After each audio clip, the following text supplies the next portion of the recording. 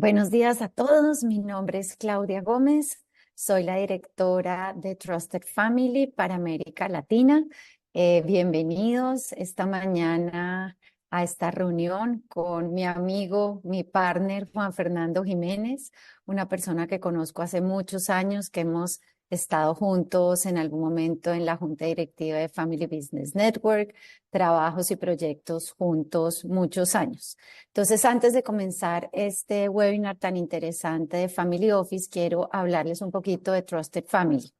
Trusted Family es una compañía belga que fue creada por dos Next Gens que estaban buscando cómo entrar dentro de la familia y enterarse de todas las cosas que pasaban. Desde hace 2 décadas, Trusted Family ha sido la opción de cientos de familias, ya tenemos en 27 países y lo que buscamos es centralizar la información, simplificar la comunicación y capacitar a las futuras generaciones. Tenemos más de 200 familias líderes en el mundo que están fortalecidas por Trusted Family. Esta compañía nació en el 2007 por la quinta y la sexta generación de las familias Aliaxis y Solvay, que ustedes las conocen muy bien, y hoy en día están todavía dentro del negocio de Trusted Family. ¿Para qué es importante tener una plataforma? Nosotros somos los que ayudamos a todos estos dolores que viven las familias que van creciendo con los años y pasando de una generación a otra. Estas familias cuando crecen ya se vuelven muy grandes y están todos los miembros geográficamente dispersos. Los Trusted Family es un lugar donde todos pueden llegar y donde todos se pueden comunicar. Además, como sabemos, muchos de los conflictos que pasan en las familias es porque todos tienen acceso a información distinta. Si yo estoy en un órgano de gobierno, tengo una información, si trabajo en la compañía, tengo otra información, pero si no tengo ningún injerencia en la empresa familiar, me pierdo de estas informaciones que además muchas veces se mandan por mensajes de texto, por WhatsApps, por mails y la información se pierde en ese momento. Muchas veces las familias empiezan a crecer y ya tienen una complejidad en las estructuras de propiedad, ya tienen un consejo de familia, un family office, un consejo de dueños, una junta directiva, unos comités, etcétera. Entonces, Trusted Family les permite dentro de la plataforma crear espacios diferentes de cooperación donde ustedes pueden compartir todos los archivos, todos los Zooms, todo lo que hayan hecho dentro de cada espacio dentro de la compañía y poder cooperar entre ustedes y tener espacios diferentes para cada uno de estos órganos. Los cambios y los estilos de la comunicación ya han cambiado. Nuestros Next Gens buscan estar siempre con el teléfono y recibir toda la información dentro del teléfono y Trusted Family tiene una aplicación donde les permite hacer eso y están comunicándose todo el tiempo por WhatsApp o por mail. Es un tema muy importante de seguridad y ciberataques. Muchas familias que conocemos han sido hackeadas y esta información tan importante y tan sensible puede llegar a manos que no queremos que lleguen. La preparación de la siguiente generación es muy importante. Cuando hablamos con las familias, siempre ese es su dolor de cabeza. ¿Cómo hacemos para que formemos a esta siguiente generación? Y al tener Trusted Family, ustedes pueden tener un espacio dedicado únicamente a formación de la siguiente generación, donde pueden subir links de videos que quieren, si están afiliados a organizaciones como Family Business Network o otra de este tipo, pues pueden subir todos los links que estas organizaciones les permiten y simplemente orientarlos a las necesidades de las empresas familiares. Y otra cosa importante es que muchas familias tienen una persona encargada de manejar ese family office y esa persona, al tener Trusted Family, el servir y el comunicarse con las familias es mucho más fácil. Entonces, voy a dejar esta presentación y ya les voy a presentar a Juan Fernando para que tengamos una conversación eh, más tranquila aquí entre todos. Entonces, Juanfer, bienvenido. Como les decía al principio, nos conocemos hace mucho tiempo y quería hacer esta conversación sobre Family Office porque muchas veces cuando uno habla de un Family Office en una empresa familiar, se imagina que tiene que ser una empresa gigantesca que ha podido vender parte de la compañía o toda la compañía ya quedaba con unos recursos importantes y lo que buscan tener un family office es para hacer una inversión de estos recursos. O podríamos ver a un family office como el órgano que pone en acción todas las decisiones o todas las iniciativas que tiene un consejo de familia. En este caso, con Juan Fernando, me encanta traer este ejemplo porque es un family office que se ha dedicado es en un principio, y él nos va a contar cómo fue este desarrollo, a una innovación disruptiva, a cómo crear nuevos negocios dentro de la compañía, a cómo diversificarse, a cómo crecer geográficamente y cómo ha sido ese journey que él tuvo al ser el CEO de su compañía Core y ahora pasar a ser el director del Family Office. Entonces, Juanfer, bienvenido. Por favor, preséntate ante nuestro público y muchas gracias por estar aquí. A ti, Clau, muchísimas gracias y muchas gracias a Family por la confianza y por la invitación.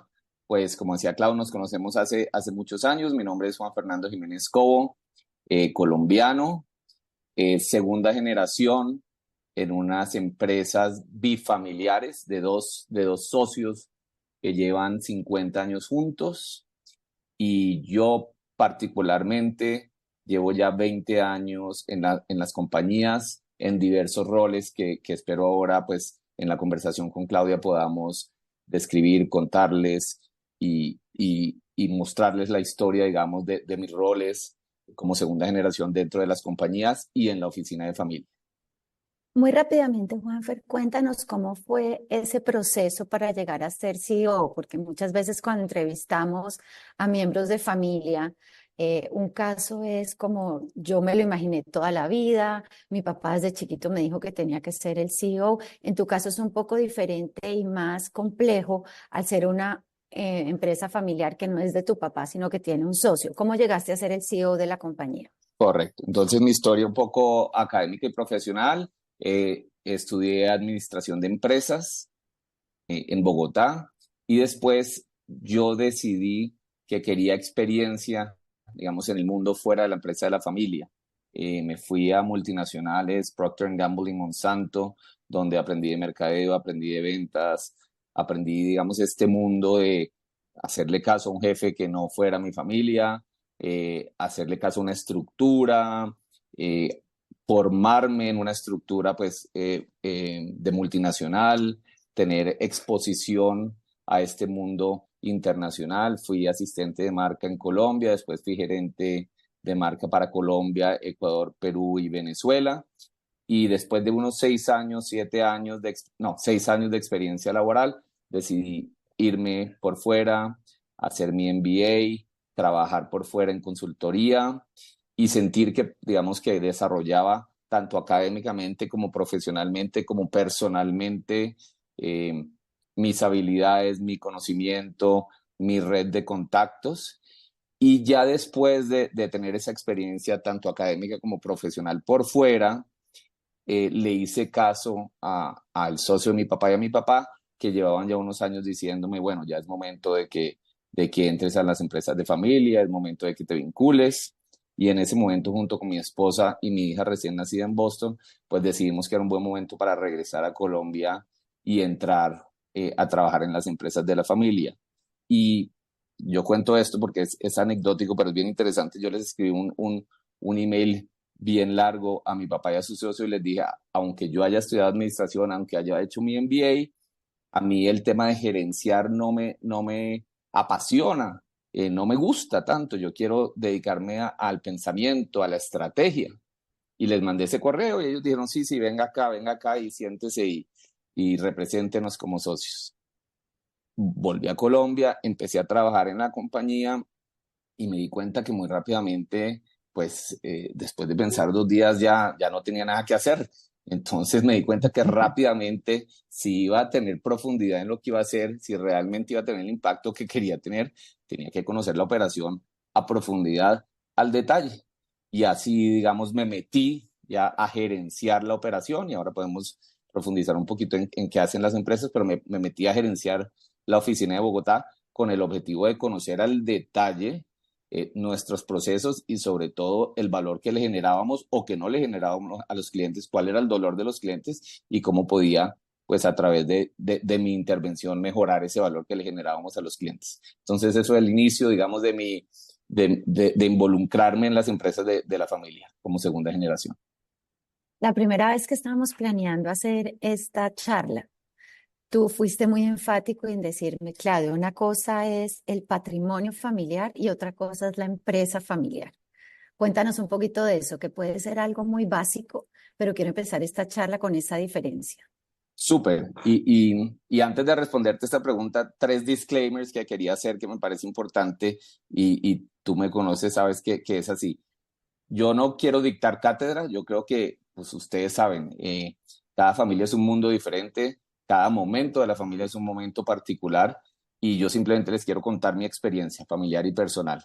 Es una de muchas. Hay múltiples maneras de afrontar, digamos, la historia de las familias, el momento de las familias, entonces tomen esto como una experiencia más. Entonces, para responder tu pregunta, Clau, pues yo me enfoqué cuando llegué a trabajar en las empresas de la familia. Nosotros tenemos empresas en el área de recursos humanos, en el área de outsourcing, unos outsourcing especializados en merchandising, en tercerización de procesos de recursos humanos, en construcción y en el área de logística. Y yo me dediqué a trabajar en las empresas de la familia y me dediqué a aprender de reclutamiento, selección, contratación, manejo de salud y seguridad en el trabajo, servicio al cliente, nómina, temas legales, laborales, a dedicarme a conocer, digamos, la profundidad de la operación. Ahí me enfoqué en las empresas de la familia y traté, como hace un gerente, de manejar las cosas de la manera más eficiente, de generar nuevos negocios, de repensar los procesos, de estructurar unas organizaciones que eran fuertes en Colombia, de hacerlas crecer en Colombia, y me enfoqué mucho en las empresas de la familia. Después, y me voy a adelantar, pero yo creo que después volvemos a retroceder, hubo momentos donde, y mucho a raíz de charlas como esta, a raíz de estar en contacto con personas pensando en las familias empresariales, en las empresas de familia, estar en contacto con gente que ya tenía experiencias, pues entendí el concepto o la diferencia entre el concepto de la empresa de la familia y el patrimonio familiar.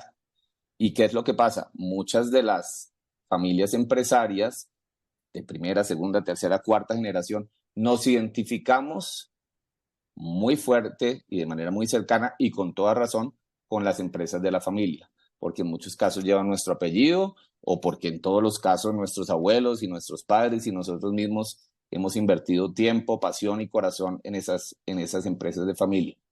Pero muchas veces nos quedamos un poco cegados en pensar que eso es el patrimonio, que la empresa de la familia es equivalente, es igual al patrimonio de la familia. Y en muchos casos es cierto, pero siempre es importante abstraerse un poco y pensar en ese patrimonio familiar, en ese legado de valor numérico, tangible, y de valores que significa el patrimonio familiar. Y poder abstraerse y entender si esa empresa de familia que hoy representa el patrimonio familiar va a representar el patrimonio familiar en 5, 10, 15 o 20 años o en 50 años. Si esa empresa familia es capaz de hacer crecer el patrimonio familiar en 5, 10, 15, 20, 25 años y hacer un análisis y realmente entender y poder diferenciar entre lo que hoy es el patrimonio familiar y cómo debe estar representado ese patrimonio familiar en el futuro. Y así fue donde nosotros empezamos particularmente a no solamente pensar en las empresas de la familia, sino cómo queríamos, cuál era nuestra visión del patrimonio familiar. Y ahora podemos profundizar en eso. Pero es bien Sí. importante diferenciar las dos, como tú dices. Sí, a mí me encantó esa situación porque, como les decía, yo duré trabajando mucho tiempo con empresas de familia, 16 años, entonces pude ver toda la evolución de estas empresas familiares. Y me llamó la atención cuando yo empecé a ver en Juan Fernando y en su equipo esta nueva mirada. Y esa nueva mirada fue cuando empezaron a contratar una persona que venía de finanzas, se llama Renzo Cesana, que es también muy cercano a que él empezara a ver dentro de ustedes el tema de la innovación y después Correcto. de la innovación disruptiva. O sea, fue como ese primer visión de, bueno, estamos en un negocio, como tú decías, tenemos gente que está en garajes inventándose la competencia de nuestro negocio, traigámoslos a la compañía para ver qué es lo que están haciendo. Cuéntanos cómo fue esa primer pensada y esa primera traída de estos nuevos negocios. Sí. Entonces, nosotros al evaluar las empresas de la familia, al mirar los ciclos de las empresas, y esto no requiere un análisis muy profundo, era muy evidente que estábamos en varias de nuestras empresas, estábamos en industrias muy maduras. Las industrias tienen unos ciclos que se replican en todas. Pues obviamente hay nacimiento, hay crecimiento y después hay madurez. ¿Cuándo hay madurez? Cuando hay muchas empresas en una industria particularmente, cuando hay poca diferenciación entre las empresas y normalmente la diferenciación se vuelve el precio. Y esto pasa en todas las industrias. Si uno piensa aún en las industrias más nuevas, más avanzadas tecnológicamente, ya llega un momento donde hay mucha competencia y la diferencia se vuelve el precio. Al nosotros analizar eso, pues lo primero que uno dice es, bueno, ¿y cómo innovo? ¿Qué hago nuevo dentro de las empresas? Y trajimos a Renzo, que venía del área financiera, a trabajar con nosotros, a ver esa innovación interna, a sacar ideas internas y a ver cómo podíamos hacer mejoramiento y hacer innovación interna. Y eso nos dio unos resultados, pero no eran suficientes. Entonces, de alguna manera, tuvimos la fortuna, la capacidad de análisis y la confianza de los socios que nos permitió hacer un cambio de chip que yo creo que fue muy importante. Históricamente nosotros, como familias empresarias, habíamos dicho, en los negocios en que estemos, tenemos que ser la mayoría, tenemos que ser los socios mayoritarios y nosotros dictar para dónde van las empresas. Pero hace 8 o 10 años estaba iniciando en Colombia, no estaba iniciando porque siempre ha habido innovación y siempre ha habido emprendimiento, pero digamos que la onda de startups como la conocemos ahora, hace 8 o 10 años en Colombia estaba iniciando, de startups, digamos, muy enfocadas en apalancamiento tecnológico, en capital de riesgo, con crecimientos exponenciales. Esto estaba empezando en Colombia, o por lo menos estaba empezando, estaba en la génesis de eso, porque realmente todavía no existía. Nosotros en un momento, al pensar que teníamos que salir a buscar esos emprendedores, pues cambiamos el chip y salimos en la búsqueda de, como tú decías, jóvenes que estaban pensando en nuestras industrias, pero sin los paradigmas que teníamos los que estábamos dentro de la industria, que ya teníamos un tamaño considerable, unos paradigmas considerables y una dificultad en innovar de manera disruptiva realmente. Y esto de nuevo pasa en todas las industrias. Hay jóvenes en garajes pensando en todas las industrias en cómo hacer disrupción con base en tecnología, porque no tienen los paradigmas que tienen los incumbentes, las empresas grandes, las empresas que ya llevamos 10, 20, 30, 40 años en las industrias. Y entonces decidimos que había que buscar esos jóvenes y que había que apostarle a esos jóvenes para que a través de esa inversión en esos jóvenes, nuestras empresas de alguna manera por ósmosis y por esa conexión, pues trajeran esa disrupción y nos ayudara a repensar lo que estábamos haciendo, cómo lo estábamos haciendo. Y esa fue, digamos, la manera en que pensamos en invertir por fuera de nuestras empresas core o lo que nosotros después de mirar ya todo nuestro portafolio llamamos el Horizonte 1. El Horizonte 1 para nosotros son las empresas en las que nosotros tenemos participación del 100%, en algunos llevamos 50 años, en otras 40, en otras 30, que nosotros dominábamos, que nosotros tenemos, que todavía son bien importantes. Empezamos a pensar en un Horizonte 2, entonces, y en un Horizonte 3, y voy a diferenciar los dos. En un Horizonte 2 empezamos a ver esos intraemprendimientos que habían salido con la innovación, entendiendo muy bien a los clientes, entendiendo los dolores de los clientes y sobre todo las necesidades de los clientes. Nosotros de nuestras empresas sacamos varios servicios que eventualmente se volvieron empresas independientes y eso lo llamamos el Horizonte 2. Para darles un ejemplo concreto de nuestra empresa de trade marketing que le hace a Procter & Gamble, a Nestlé, a Motorola, todo el proceso de trade marketing, de sacar el producto de la bodega, ponerlo en la góndola, exhibirlo como debe ser, hacer impulso y asegurar que sea el preferido versus la competencia. De ahí sacamos un negocio que es logística de material POP. ¿Por qué? Porque nuestros clientes estaban produciendo millones de dólares en papeles, en afiches, en bandejas y los estaban mal utilizando en el punto de venta. Identificamos esa oportunidad e hicimos una empresa. Eso es lo que llamamos Horizonte 2. Entonces salió de las necesidades de nuestros clientes. Pero también empezamos a invertir, como ya lo he explicado, en emprendedores que estaban fuera de nuestras empresas, que estaban por su lado haciendo cosas interesantes. Y si quieres, ahora profundizamos en ese tema, digamos, de traer innovación disruptiva, pero desde afuera, invirtiendo en estos emprendedores a través de capital de riesgo. Hablando con Juanfer, nos reíamos porque esta empresa ha estado llena de suerte, porque cuando uno dice voy a salir a buscar innovación disruptiva y resulta que se encuentra con Simón Borrero. Yo no sé si ustedes Eso es saben mucha quién es suerte. Simón Borrero, que es el que creó Rappi. Pues Rappi fue, cuéntanos de la historia de Rappi, fue una de las primeras reuniones que tuviste para traer esa innovación disruptiva. Literalmente, yo creo que esa suerte nos ayudó a creérnosla y a que pudiéramos seguir por ese camino. Pues en ese proceso de buscar por fuera, la persona que trabajaba conmigo, Renzo, había ido a la universidad con Simón y Simón lo llamó para mostrarle algo en lo que estaba trabajando. Y esto era, pues, Rappi, que en su momento, en sus inicios, iba a ser una plataforma electrónica donde la gente podía, digamos, manualmente, a través de un swipe, poner los productos en una canasta y esos productos en 10, 15 minutos le iban a llegar. Básicamente lo que querían volverse era la tienda de barrio, el changarro electrónico. Como nosotros en Visión y Marketing atendemos supermercados, tiendas, droguerías, farmacias, bodegas, etcétera, etcétera, nos pareció que era muy interesante invertir en este joven que estaba pensando disrumpir los canales tradicionales. Nosotros decíamos, si esto funciona, quiere decir que menos gente va a ir a la tienda, menos gente va a ir al supermercado, por lo tanto van a utilizar menos los servicios de visión y marketing. Por lo tanto, vale la pena primero conocer este canal nuevo que nosotros no conocíamos, canal digital que en nuestra empresa no se conocía, y segundo, pues aprender de esto y ver cómo estos aprendizajes pueden impactar a visión y marketing.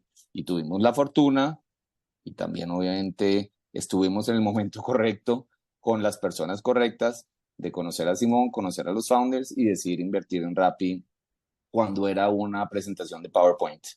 Eh, y como inversionistas semilla, pues fuimos supremamente activos durante los primeros meses y años de Rappi, trayendo muchos de los clientes de visión y marketing a sentarse con Simón y con Rappi, ayudando en la implementación, ayudando a que la gente bajara la aplicación, pendientes, yo tengo todavía el chat pendientes de que si las hamburguesas llegaban frías o calientes, que si llegaban mal o que llegaban bien. O sea, realmente como inversionistas, que en ese momento, de nuevo, esto era todo más sin tanta teoría y tanta academia, sino haciendo lo que creíamos que era correcto.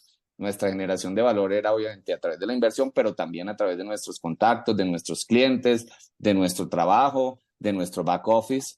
Y así fuimos entendiendo lo que era hacer una inversión de capital de riesgo, con la fortuna de nuevo que Rappi muy rápidamente, gracias a los founders, pues tomó una trayectoria que nosotros no conocíamos, no sabíamos de la existencia y que a través de Rappi empezamos a aprender cómo fue pues salir a Y Combinator, hacer pitch allá y que realmente en ese momento el mundo de la inversión se interesara en este emprendimiento e invirtieran ya grandes cantidades de dólares y entráramos en un mundo de capital de riesgo que en Colombia y en Latinoamérica poco se conocía.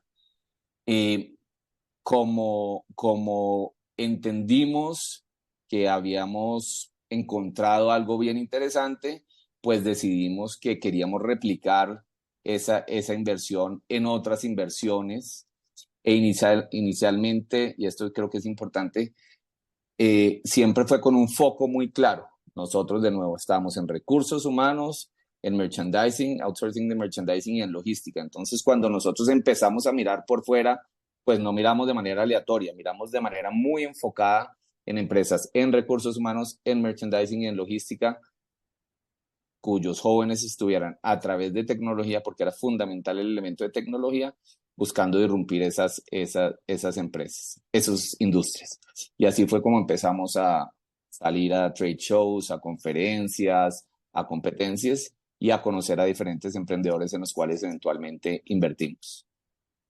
Para cerrar este capítulo, Juanfer, ¿cuántas inversiones hicieron en este tema de Venture Capital? ¿Lo podríamos llamar Venture Capital Sí, o lo es podríamos Venture llamar? Sí. Capital, capital de riesgo.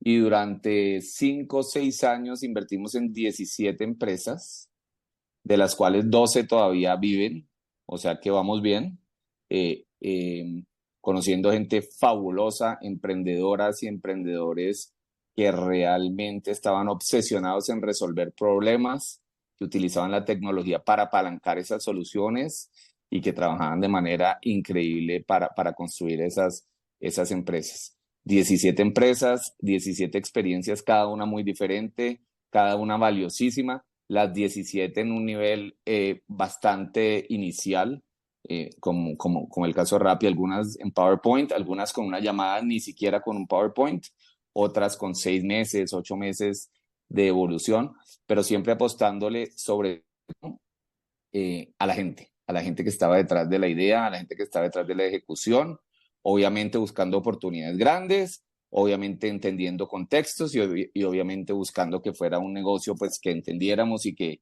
fuera un negocio justo para ambas partes, pero sobre todo enfocándonos en apostarle a esas emprendedoras y esos emprendedores con los cuales pues construimos fabulosas relaciones.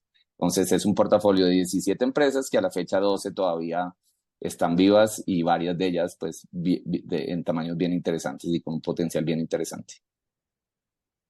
Yo te preguntaba, bueno, Juanfer, ¿y de dónde sacan la plata para hacer esas inversiones? Y tú me decías de los dividendos. ¿Y quiénes Correcto, toman la decisión para meterse en esas inversiones? El tema de visión patrimonial de los dueños. Son tu correcto, papá y el socio. Tu correcto. papá tiene en este momento ¿cuántos años? 80, 80. ¿Y el socio? 76, Ok. Entonces, sí. ¿cómo uno hace para convencer a unas personas que en su momento tendrían 70 y 60 y pico, si pensamos en unos años o un poco más jóvenes, para meterse a este tipo de empresas que no las entienden, que no tienen un balance, que no se pueden mirar como uno mira una inversión de otro tipo? Yo les he preguntado a ellos eso y me han contestado, pero quiero que me contestes cómo convenciste a estas personas para que se metieran aquí como dueños a invertir. Sí, buena pregunta. Yo creo que la base de todo lo que hacemos en las empresas como familia, como empleadores, digamos, nuestro gran y principal valor es la confiabilidad. Y lo que yo he hecho en estos 20 años en las empresas es gracias a la confianza que los socios han depositado en mí y en Vicky, que es también segunda generación y que trabaja conmigo, quien lleva más tiempo en las empresas, pero que trabajamos muy de cerca. Yo te diría que la base de todo ha sido la confianza, pero con esa confianza también hay unos parámetros que definimos. Eh, Pensando en esa visión del patrimonio familiar, pues había algo muy claro y es, pues para lograr esa visión que nosotros definimos, no vamos a apostar ni a poner en riesgo, ¿no? Una parte importante del patrimonio actual. Esto no es una ruleta, esto no es un casino, esto no es juguémonosla toda, ni es quememos los barcos porque seguro vamos a encontrar una nueva. No, aquí hay una responsabilidad con las familias, hay una responsabilidad con los empleados, hay una responsabilidad con un legado. Entonces, pues había unos parámetros muy claros. Y el parámetro que definimos para estos ensayos, estas inversiones en capital de riesgo, en fondos y en temas inmobiliarios, pues fue que era una porción de las utilidades y de los dividendos que le quedaban a los socios. Entonces, dependemos muchísimo de las operaciones, de lo que llamamos el horizonte 1, de las empresas establecidas, de las empresas que tienen gran facturación, dependemos muchísimo de esa operación para que un porcentaje de los dividendos que le llegan a los socios pase a la oficina de familia y con esos dividendos pues es que realizamos las inversiones.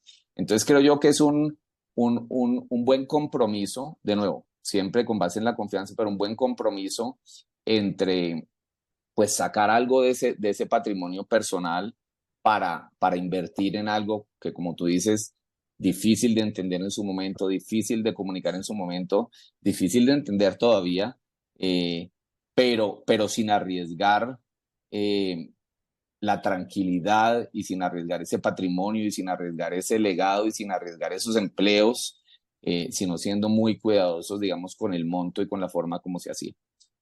¿Cómo lo manejamos o cómo lo comunicamos? Pues de nuevo, como esto era una industria, la industria de capital de riesgo, venture capital muy incipiente, pues fue con muchísima incertidumbre y yo creo que pues sobrevivimos y lo pudimos hacer y pudimos crecer con base en la confianza, porque como tú dices, pues balances y PIGs no existen. Se dan unos gastos que pueden parecer desmedidos, que pueden parecer ilógicos, pero un gasto para lograr esos crecimientos que realmente son los que buscan este tipo de empresas. Y también acostumbrarnos a que como pues no éramos mayoritarios, pues básicamente uno invierte, uno apoya, uno ayuda, uno está ahí, pero no controla todo lo que pase. Entonces creo que son muchos factores, pero importante primero, no poner, no, o nosotros en nuestro caso no pusimos en riesgo gran parte del capital, sino llamamos, pues se llama capital de riesgo y es una porción determinada y aprobada cada año por los socios. Y segundo, pues una confianza para que ya la oficina de familia tomara las decisiones, hiciera seguimiento a esas inversiones y comunicara pues cómo van esas inversiones evolucionando. Se da una cosa que yo escuché y que se me quedó grabada, es que muchas veces los dueños de una empresa son estos emprendedores que tienen total control en qué se hace, cómo se hace, qué se produce, etcétera. A medida que la empresa empieza a crecer, traen una junta directiva, esa junta directiva se encarga de los intereses de la empresa familiar y cada vez el dueño empezamos a ver que empieza a perder un poco el tema de qué quiero hacer con esta empresa, ¿no? Un poco su voz. Y yo me acuerdo que Sí. en una charla decían que esa voz tiene que volver a estar en el centro.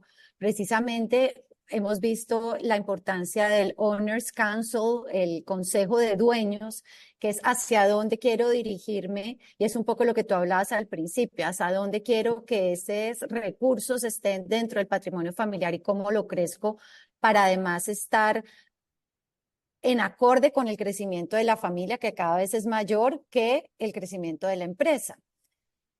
Y ahí quiero la pregunta de tú cambias tu rol. Tú empiezas a decir, yo ya como CEO quiero cambiar este rol y empezar a ser el CEO del Family Office. Cuéntame cómo es ese proceso. Sí, eso es un proceso que tomó años y de nuevo tengo que mencionar aquí mi socia Vicky Salazar, con quien trabajamos de manera muy cercana, digamos, en la operación de las empresas, pues es una parte fundamental de esta historia, porque creo que sería muy diferente si hubiera sido uno solo.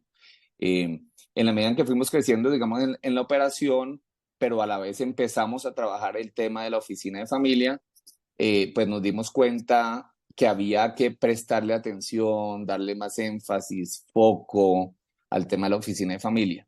Entonces, durante unos años hicimos una transición y el objetivo era que yo salía de la operación, salía, digamos, de manejar las organizaciones y me iba a enfocar 100% en la oficina de familia, porque habíamos definido una visión del patrimonio de la familia para el 2030, porque era exigente, porque había oportunidades interesantes ahí y porque creíamos que era un buen momento para hacer ese cambio.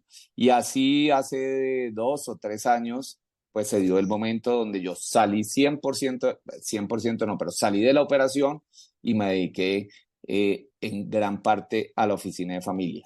Como tú dices, siempre es importante traer ese legado, esa voz, ese pensamiento a lo que estábamos haciendo.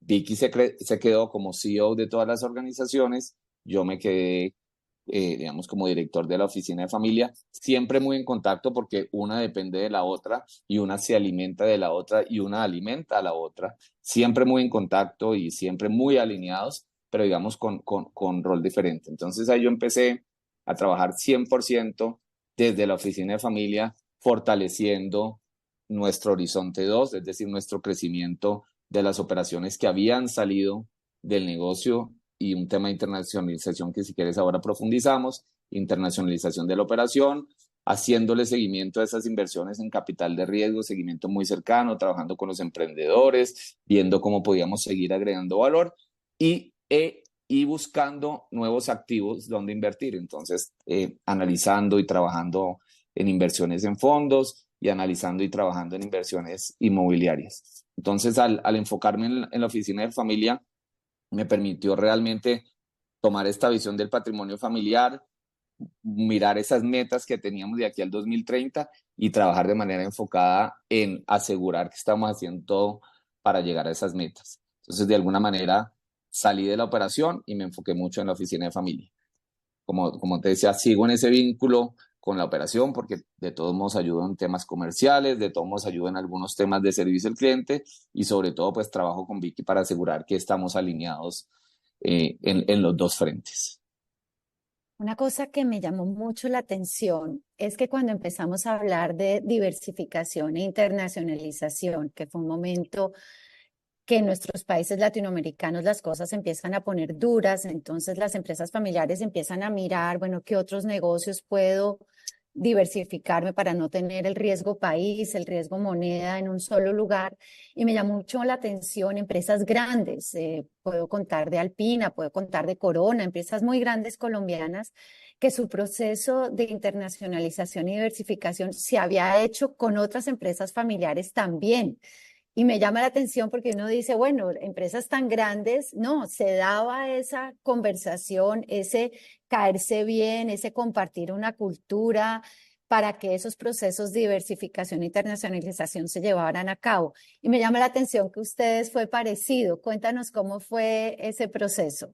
Así fue nuestro caso, digamos, cuando nosotros empezamos a pensar en esa visión del patrimonio familiar, para las empresas de H1 pensamos en la diversificación. Como tú dices, pensamos en diversificar el 100% de nuestro patrimonio y el 100% de nuestras empresas estaban en Colombia, entonces primero hagamos diversificación en geografía, segundo el 100% estaban pesos colombianos, hagámosla en monedas y ya por otro lado dijimos, bueno, en otras industrias, pero eso es otro cuento. Entonces pensamos en cómo nos íbamos a internacionalizar y tuvimos la fortuna, porque de nuevo creo que la fortuna es un elemento muy importante de conocer una familia muy especial que tenía una historia muy similar a nosotros. Segunda generación, una empresa muy grande en outsourcing y trade marketing, pero sobre todo y lo más importante, con unos valores totalmente alineados a los nuestros. Nos conocimos, probamos el negocio de logística conjuntamente en México y nos dimos cuenta que la relación funcionaba y funcionaba muy bien. De nuevo, sobre todo porque teníamos los valores alineados. No porque nos hubiera ido bien en el negocio, porque en logística nos demoramos 3, 4 años a que el negocio despegara en México, pero aún a pesar de la dificultad, entendimos que juntos podíamos lograr ese objetivo de internacionalización mucho mejor que separados. Entonces decidimos que la familia Romero seguía con su negocio en México, nosotros seguíamos con nuestro negocio en Colombia, pero que íbamos a llenar todos los países de Centroamérica y del Caribe de manera conjunta, con operaciones conjuntas, con empresas en sociedades conjunta, 50-50, y así lo hicimos. Y nos complementamos de manera maravillosa, porque Raúl, socio mexicano, iba abriendo países, abría Guatemala, abría Nicaragua, habría El Salvador, habría Costa Rica, y nosotros íbamos apoyando en temas de administración, en temas de operaciones. Entonces, digamos que había compatibilidad y complementariedad en lo que hacía cada uno. Él muy comercial, muy de avanzada, buscando, digamos, llenar esos territorios geográficos, y nosotros el back office, la operación, el análisis, nos complementamos muy bien y así pues logramos montar operaciones de trade marketing en todo Centroamérica y el Caribe. Eso fue, digamos, nuestro primer gran proceso de internacionalización con visión y marketing. Y hace 5 años tuvimos también la fortuna de conocer unos socios chilenos fabulosos, ellos sí primera generación, entonces también nos traían unos temas totalmente diferentes, totalmente interesantes que nos retaban en cuanto a tecnología, en cuanto a crecimiento, en cuanto a riesgo. Nos asociamos junto con México, con Chile y Colombia, y de Colombia hacia abajo empezamos ya a abrir países entre los tres. Esto hoy se llama Grupo Ola. Grupo Ola está en 19 países de la región, desde Estados Unidos hasta Chile, y es la empresa más grande de trade marketing en la región. Y esto se da gracias a que encontramos a los socios correctos, con los valores correctos y ejecutamos de la manera correcta y logramos esa internacionalización que estábamos buscando para nuestra compañía, la logramos a través de una sociedad con dos socios, con dos grupos de socios maravillosos.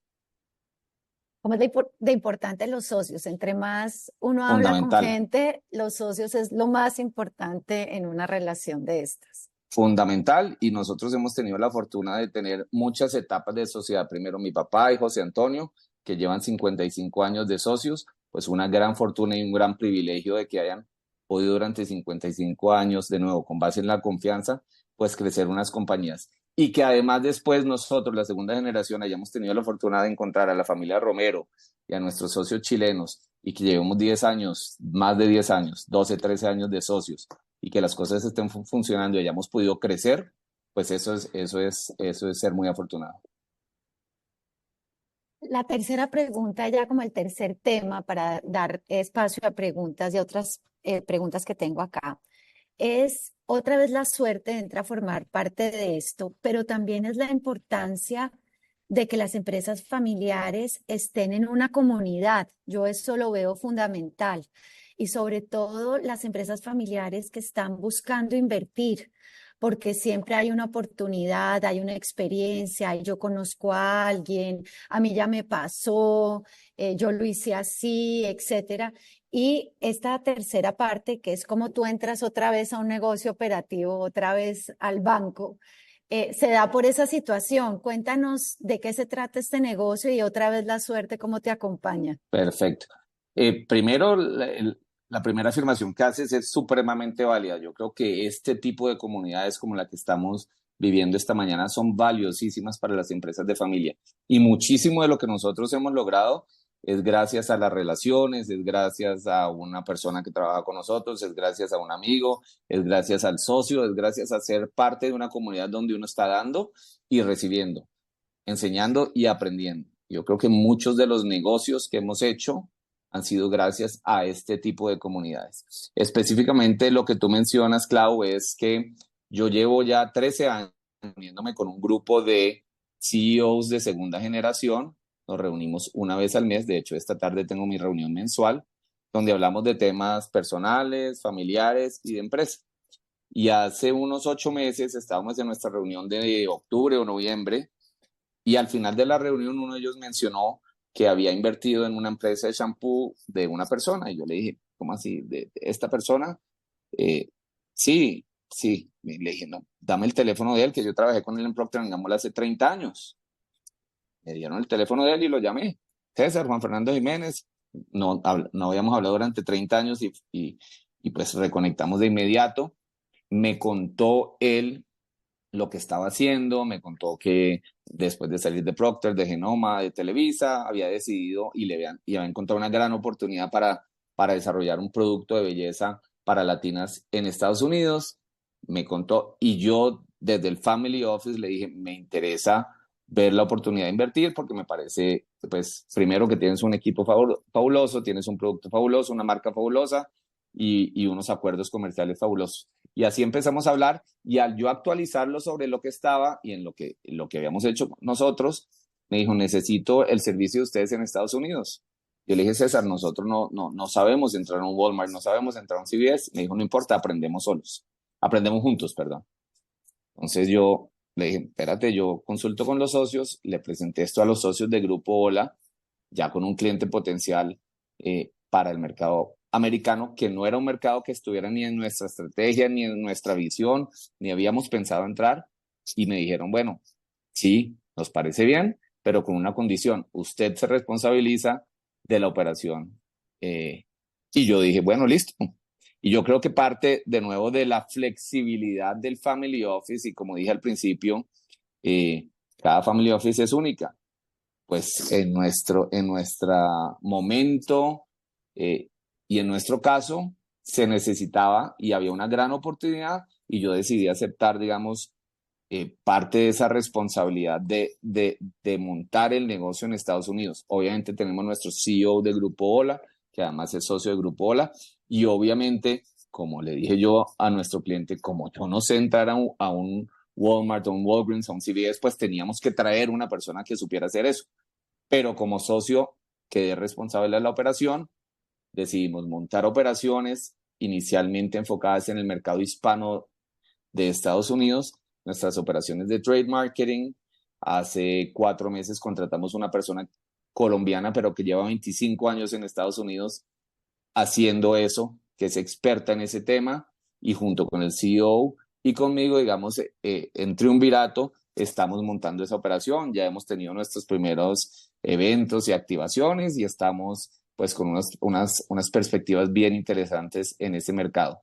Entonces, gracias a una comunidad donde se va construyendo relaciones de confianza, donde se hablaban de temas de familia, de empresa, personales, y donde se compartían, digamos, esas oportunidades de manera abierta, pues, y gracias a la suerte, obviamente, me reconecté con una persona que está haciendo cosas maravillosas en el mercado americano y nosotros decidimos que era una buena puerta de entrada para expandir nuestro grupo Hola al mercado hispano en Estados Unidos. Y en eso estoy ahora. Digamos, gran parte de mi tiempo está enfocado de nuevo, de alguna manera, en la operación, asegurando que tenemos la estructura necesaria, los recursos necesarios, manejando las relaciones, digamos, iniciales con los clientes y los clientes potenciales para montar la operación en Estados Unidos. Pero Juanfer, yo además de que dices la suerte y el estar en una comunidad, etcétera, yo vuelvo a terminar como empecé. La importancia de tener a alguien de la familia que conoce el negocio y que está listo a ir y buscar oportunidades y está como en ese mindset de ver qué hay para hacer y cómo lo podemos hacer y para dónde vamos y en qué queremos invertir y qué cosas se nos están presentando. Eso es muy importante porque muchas veces yo veía, pues muchos CEOs de empresas familiares, miembros de familia están en el tema operativo, etcétera, pero me di cuenta de muchos jóvenes que estudiaron en universidades muy importantes de las empresas que teníamos antes, cómo se dedicaron a estar en el family office precisamente para traer ese brazo innovador, ese brazo de inversión y ese brazo de ojos nuevos mirando otros negocios para diversificar las compañías. Entonces, me parece que además el estar ahí es clave para encontrar esas oportunidades. Yo estoy de acuerdo contigo, yo creo que tiene mucho valor el hacer esa inversión, ese compromiso y tener una persona de la familia, digamos, en cabeza de esa visión del patrimonio familiar, porque realmente si uno entiende esa visión y como miembro de familia, pues está dispuesto a hacer lo que sea necesario para lograr esa visión. Y yo creo que uno tiene, por un lado, digamos, el conocimiento, el legado de los valores, pero también por otro lado, de cierta manera, la flexibilidad de buscar o de estar dispuesto a recibir esas oportunidades o buscarlas proactivamente o verlas cuando se presentan y tomar decisiones o por lo menos liderar la toma de decisiones que pueden ser muy radicales, pueden ser eh, disruptivas, pero que eventualmente uno espera que sean, pues que realmente marquen una diferencia en esa trayectoria que está teniendo el patrimonio familiar. Sin duda creo que un elemento que nos ha funcionado a nosotros es tener la capacidad de tener una persona de la familia operando y asegurando que la operación esté bien, que los negocios estén bien, y otra persona trabajando desde la oficina de la familia, por un lado en la diversificación, pero después, como en este momento, en hacer que las cosas pasen en un negocio en el que le estamos apostando y en el que creemos que hay un potencial bien, bien interesante. Entonces, tener esa flexibilidad, académicamente hablando de esa ambidextreza, esa capacidad de trabajar en el hoy, pero también ir proyectando el futuro, creo que en nuestro caso ha sido bastante positivo. Exacto. Y mi última pregunta, ya tengo acá dos preguntas del público, es ¿cómo ha beneficiado esta diversificación, esta innovación disruptiva, esta internacionalización en que las siguientes generaciones se estén conectando más con el negocio? Que eso pasa mucho. Yo tengo un negocio de mi abuelo, de mi papá, que siempre ha sido igual y yo trato de entrar, pero no me conecto. Y mi sueño no es el sueño ni de mi papá ni de mi abuelo, pero al uno tener esta diversificación, ¿cuál ha sido el resultado de eso? Súper, súper pregunta. Voy a hacer un paréntesis primero. Yo creo que un elemento que logra eso, y esto lo hemos hablado tú y yo muchas veces, es el tema filantrópico que aquí no tocamos, pero normalmente esas segundas, terceras, cuartas generaciones muchas veces a través de los temas filantrópicos que encuentran ese vínculo con la empresa familiar. Pero ese pues, tema dejémoslo para otra charla. En nuestro caso ha sido bastante positivo porque, por ejemplo, la tercera generación que ya tienen 18, 20, 24, 26 años, empieza a ver que nosotros hemos invertido en estos emprendedores jóvenes, que hemos invertido en temas de tecnología y se los hemos traído a las asambleas de familia. Ellos han podido ir a visitar las empresas y han podido interactuar con esos emprendedores. Entonces, en muchos de ellos que tienen, digamos, esa vena de emprendedores, pues les ha servido por contactos, les ha servido para tener ideas, les ha servido para ver el modelo, les ha servido para tener mentores y eso ha sido una manera de traerlos. En muchos casos les ha parecido interesante, digamos, esta inversión en capital de riesgo y han visto cómo ellos pueden realmente replicarla o personalmente o trabajar en empresas de ese tipo. Entonces sí han sido nuevos puentes que se han tendido a las generaciones menores y que creo que han servido para consolidar, digamos, esa unión, ese vínculo y ese interés.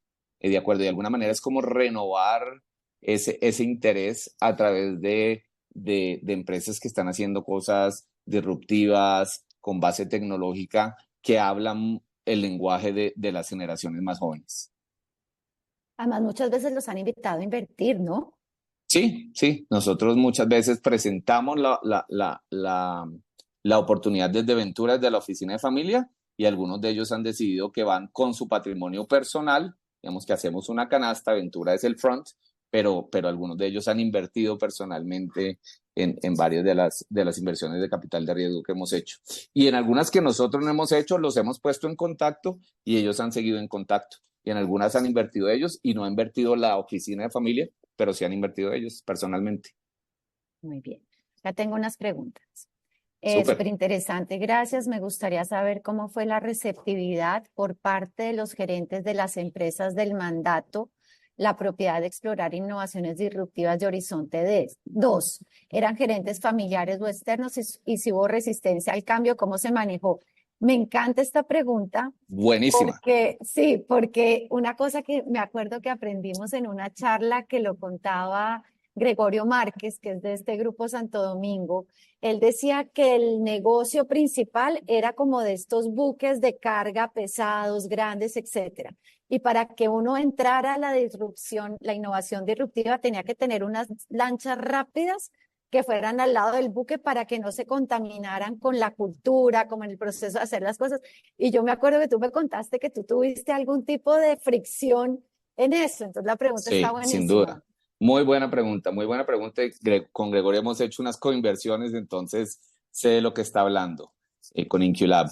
La metáfora me parece del buque, me parece perfecta. Yo utilizo más la de los glóbulos blancos. Y nos pasó sin duda.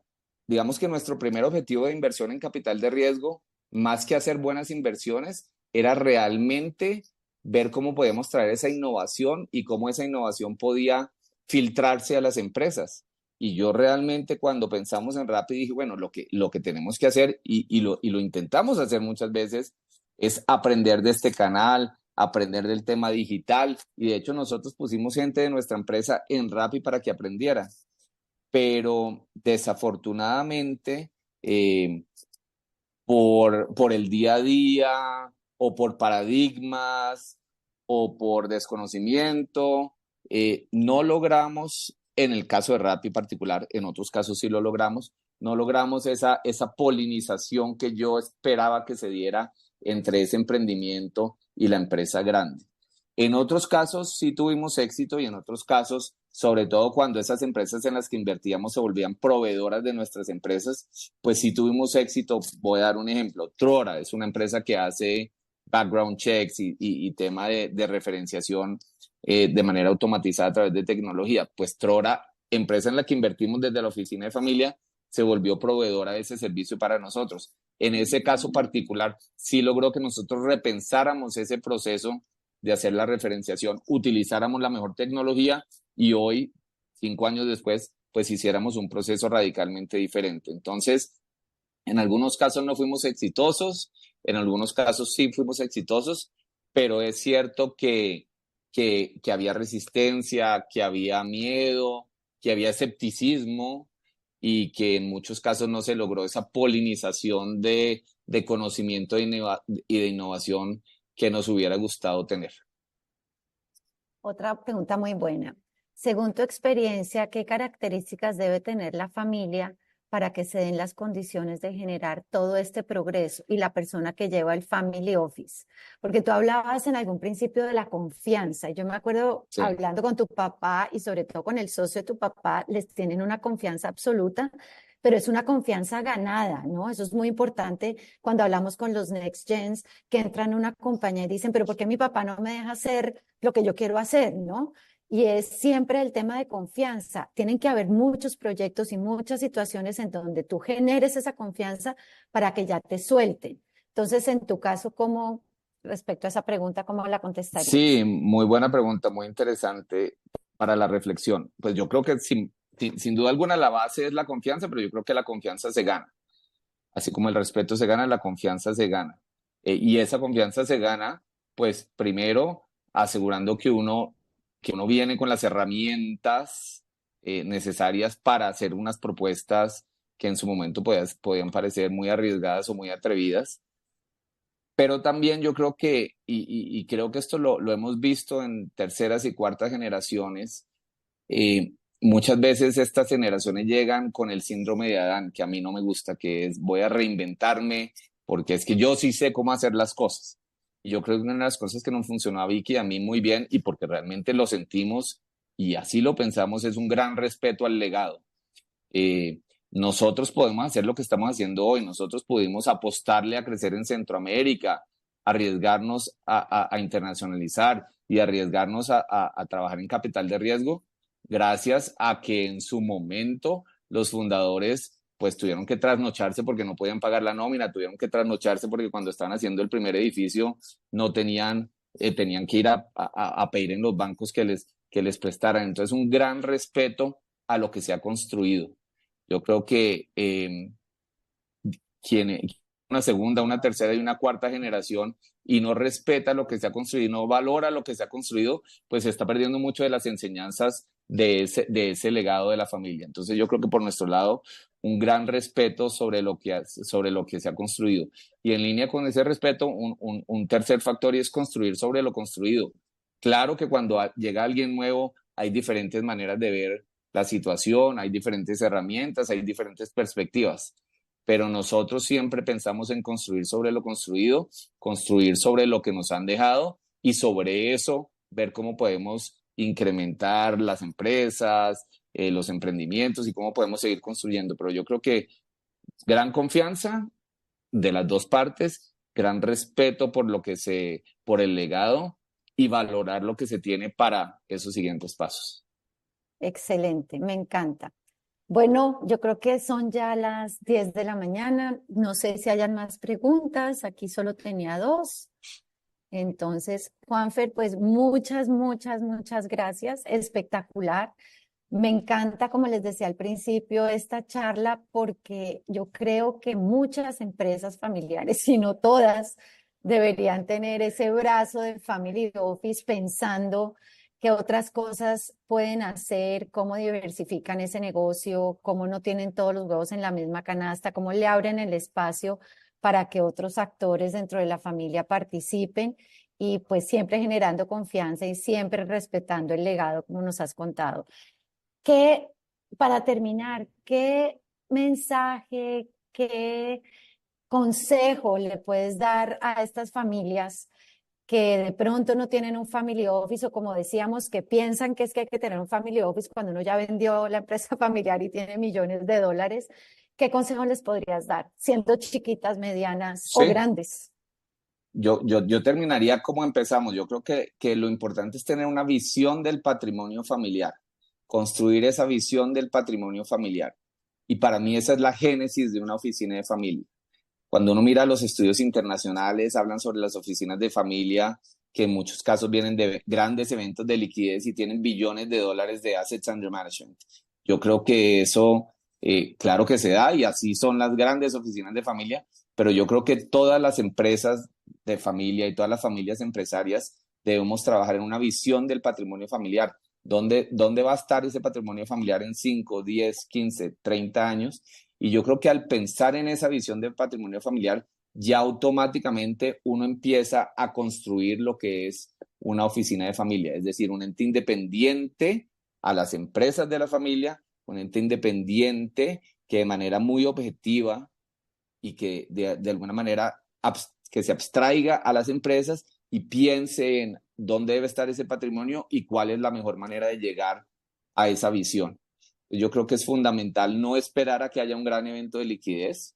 Muchas veces se dan, muchas veces no se dan, y no esperar a tener grandes cantidades para manejo, pero sí pensar en que esa visión del patrimonio familiar se debe manejar de manera profesional, se debe manejar de manera objetiva y se debe, en la medida de lo posible, manejar de manera independiente a la empresa de familia. Excelente. Bueno, muchas gracias a todos por estar aquí. Juanfer, otra vez gracias A y ti, Clau, feliz muchas día. gracias. Que estén Feliz muy día. bien. Chao. Chao.